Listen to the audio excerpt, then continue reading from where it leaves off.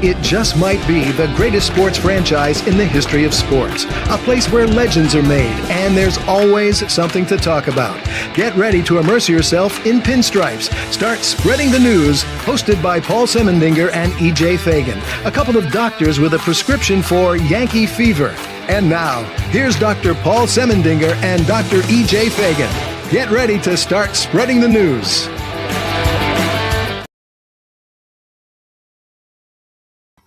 All right, my friends, let me pull this last little graphic down that's in our way. There we go. Welcome to the Start Spreading the News Yankees show. Opening day just moments away, 2 days, and the Yankees 2026 season will be on once again. Thank you all for joining us on the many, many, many networks, including the brand new McGrath Network, which we are happy to be a part of. You saw those other graphics at the beginning. We're part of so many different networks that it's a great pleasure. And so people are watching us on Facebook and all sorts of different YouTube channels. So that's good stuff. My dear friend, my good friend, Dr. E.J. Fagan, who does this program with me, will be joining us in just a moment. But since EJ's on his way, let me remind everybody that this program is brought to you by Artemisia Publishing. Artemisia Publishing is a fantastic, traditional, independent publisher located in the United States of America. And they have published many great books, including The Least Among Them, Roy White's From Compton to the Bronx, The Motivational 365.2, the greatest novel ever written, Scattering the Ashes. If you have not read Scattering the Ashes, your life is incomplete. And of course, the brand new book, The Greatest New York Yankees by Uniform Number. That is my latest book. If you haven't gotten it yet, again, you need to. You can get all those books at apbooks.net. Now, if you're new to the program, you know that EJ is someone who is much more optimistic about the Yankees year in and year out than I am. In fact, on the Bronx Beat podcast, which is EJ's podcast, and remember, there's also the Dr. Sem Yankee show that airs 7 a.m. on Saturday mornings. On EJ's show, he has a rule where you have to pick the Yankees to win the World Series on the predictions show. And so we're going to see if he holds true to that. I think he will. He wrote an article about why he's optimistic about the 2020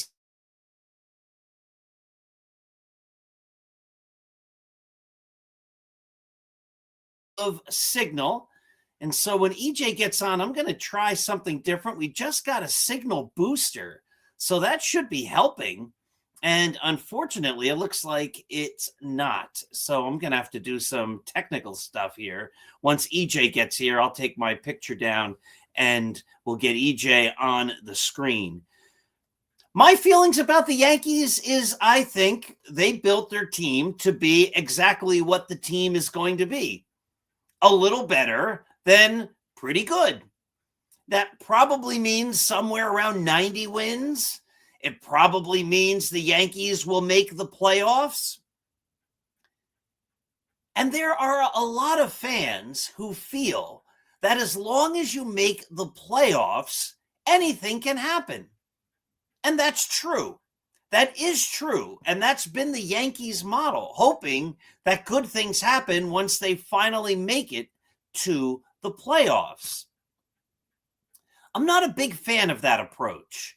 And I'm not a big fan of that approach because I'm someone who says when you go in, you need to go all in. As a sports franchise, your number one goal should be building the best possible team. Now, if you're the Kansas City Royals or the Milwaukee Brewers or the Pittsburgh Pirates or even the Baltimore Orioles, that may not be necessarily possible because of limited resources. But when you're the New York Yankees, it should be absolutely possible.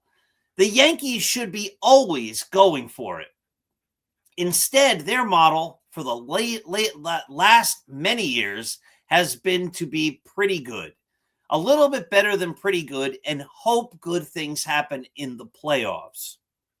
I would rather go into the playoffs as the best team, knowing that anything can happen, but having all of the odds stacked in my favor because I have the best team.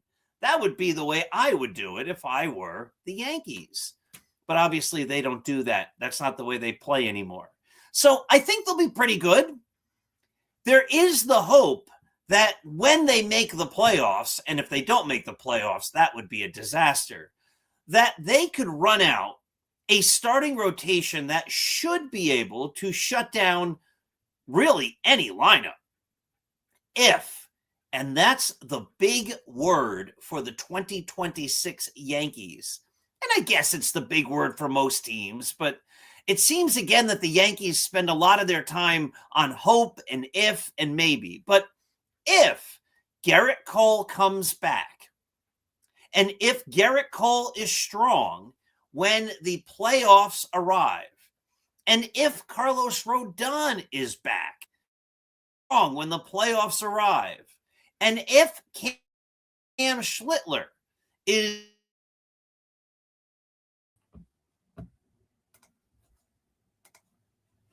Hey, Paul. getting frustrated, here I am, and EJ There we should are. be coming up in any moment. But if all those guys are back, and if they are good, here he is. Hi, EJ. Doing wonderful, Paul. How are you doing? I'm doing good. We're having some technical difficulties again, and your voice is a little muted. I couldn't hear you too well. Hold on. Oh, that's good. You good? I'm good now, yeah. All right. How you doing? I'm doing great. I'm going to go off. I'm going to let you talk about how you see the 2026 Yankees for a minute, and then I'm going to, because I was doing a Zoom in this same spot the other day with the computer in a little different spot, and I had no issues. And when I did the Bronx Beat podcast with you last week, there was an issue. After that, I did a Zoom. I got a signal booster, and it still seems like there's a little bit of a dead spot. So you talk about how you think the Yankees will do, and I'll be right back. Yeah. Well, I'm glad to be back here on Start Spreading the News. I always love recording these shows with Paul. I'm pretty optimistic. I think the Yankees are probably the best team in the American League. Some like people disagree on that. So about half of the projection systems are projecting the Yankees to be the best team in the AL. Now they're not projecting them to be like a dominant team. So they're going to project it to win 89 wins, which the best team is going to win more than that. But these things are heavily regressed. The Dodgers are the super team, projected to win more than that. Betting markets have them as basically the second most likely team to win the World Series. That's interesting. And I think that I think that we lost some excitement because one, we lost out some players to the Dodgers. Yankees returned the team that lost, in the ALDS last year, but they returned a pretty good team. And I still think that team was as good, if not better, than the Blue Jays team that they played against. And that team is now healthy, right? They made it through spring training without any issues. And you can't say that, for example, for the Blue Jays, right? Trey Savage has a shoulder problem. Jose Barrios is out for the season with a broken elbow. They're playing a not that great rotation if you kind of look into it pretty hard. So I'm getting up there in optimism. I feel like this is a team that is going to be probably on top of the AL East, on top of the AL. How you doing, Paul? Back again. Yeah. So Paul, I was just basically saying I'm optimistic. I think this is a good team, and I think that for the first time in years, they've exited spring training 100% healthy. Everybody's playing great. I mean, not everybody's playing great, but everybody is, there's some guys who allowed some, there's no big warning signs out of spring training. You don't have a Judge injury. You don't have a Cole injury. You don't have, all these things that they've had to deal with over the last couple of years. And so for the first time in a long time, they start the season fully operational, and I'm excited for that.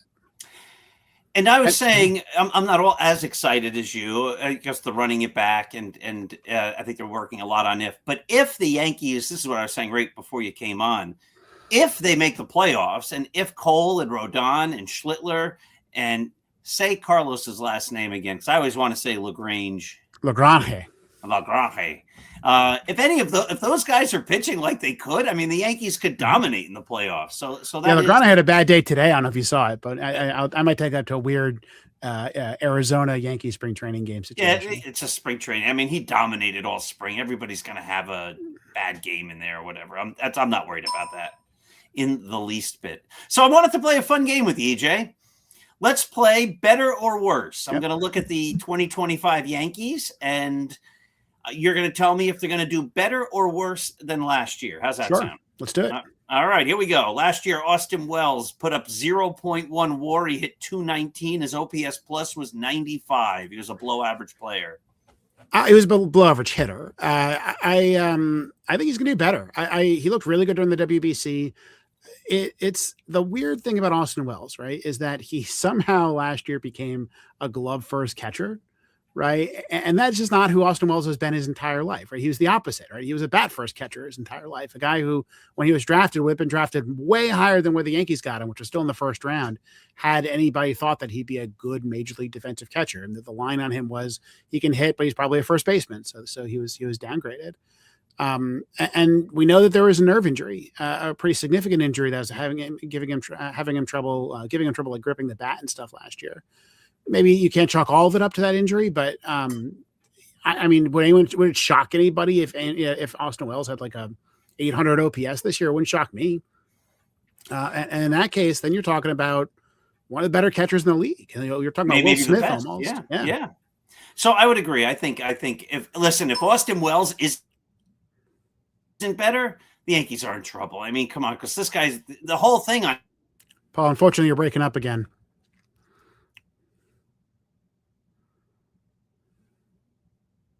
So Paul is broken up again. I apologize, everybody. This is you're again. Yeah, you're back. Well, you were. Yeah, I think Paul. I think you got another dead spot somewhere in your house. I do. This is crazy. All right, so I'm gonna go off again.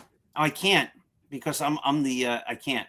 I could go off the screen, but we'd lose all connection because I'd have to go to a different spot. So I guess we might have to just put up with that for this show. Yeah, it's all right. Sorry. This is the first is spring training. This is our first live show since last autumn. Yeah.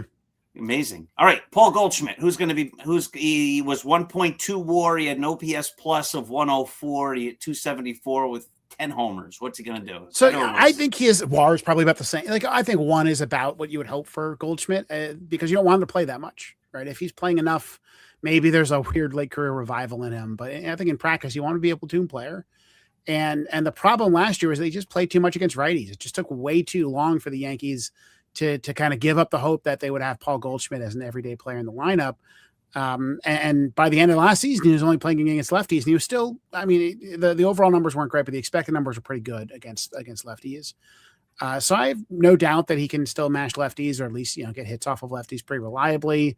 And that's what I want out of him, right? I think if he's starting at all against any righty starter, we've made a mistake or somebody's injured. And so I think that batting line is going to be better on the season, just because you're taking out all those righty plate appearances.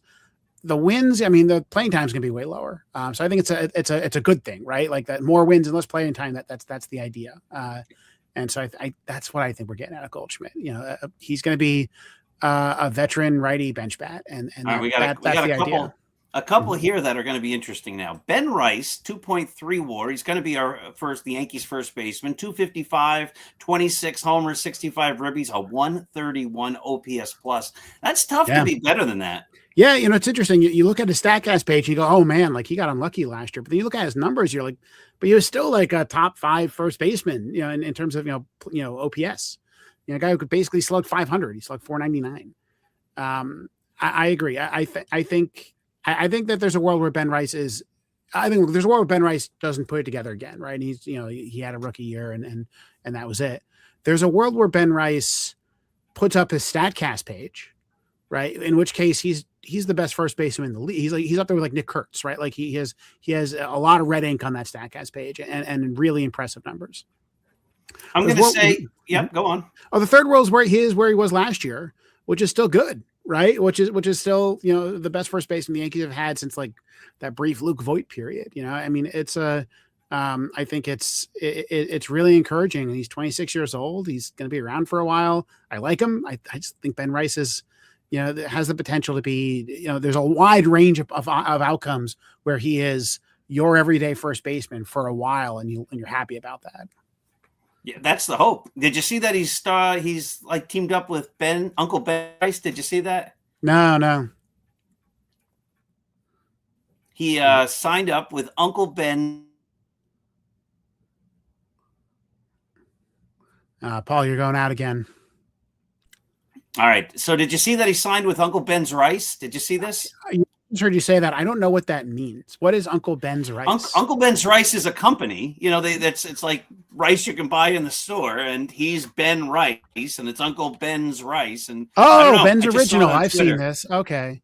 All right. Yeah. Okay. Well, good for him. Yes. Looks like that's kind of a easy marketing thing. Here's another crazy one, because this is hard to say he's going to be better. I'm going to say this guy's definitely going to be worse. I can't see how he could be better. Jazz Chisholm, 4.2 WAR, 31 homers, 80 ribbies, 31 steals, an OPS plus of 125. How do you improve on that? I don't think that's going to I'll take it, right? Look, if he's a 4-win player, I will very much take it. Does he have another gear in him? Right? That's an interesting question. I don't think he does. I think, he's talked about, hitting, going 50-50 or something like that. I think I don't think he could. I don't think he has 50 home runs in him, frankly. I don't think he has the on base to get 50 stolen bases, right? What I would love to see, I don't care. 30 home runs is fine. If he wants to steal 50, I'd love to see him, if he could just get on base a little bit more, because I think he's the most reliable base stealer I know. I'm on the team. Like when Jazz just wants to go, he goes. You add up his 4.2 wins last year, that actually understates it a little bit, because he played a lot of third base and was a bad defender at third base.